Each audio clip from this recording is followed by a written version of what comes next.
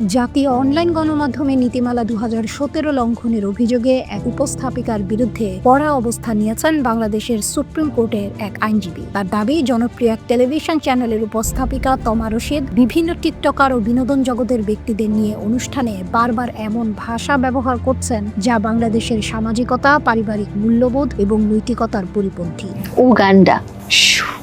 Uganda উক্ত আইনজীবীর ভাষ্যমতে জাতীয় অনলাইন গণমাধ্যম নীতিমালার ধারা ৩.৬.৩ অনুযায়ী শিশুদের মনস্তাত্ত্বিক, মানবিক ও নৈতিক গঠনে নেতিবাচক প্রভাব ফেলে এমন অশ্লীল, তথ্যগত ভুল এবং ভাষাগত অশোভন ও সহিংসতামূলক অনুষ্ঠান প্রচারে কঠোর সতর্কতা অবলম্বনের নির্দেশনা রয়েছে। তমা রশিদ এই নিয়ম অমান্য করেছেন। তিনি আরও বলেন, নীতিমালার ৩.৬.৫ ধারাতেও স্পষ্ট বলা আছে, কোনো ধরনের অশোভন উক্তি বা আচরণ কিংবা অপরাধীদের কার্যকলাপ প্রদর্শনের ক্ষেত্রে সতর্কতা অবলম্বন করতে হবে, যা নতুন অপরাধ প্রবণতা তৈরির ঝুঁকি তৈরি করে।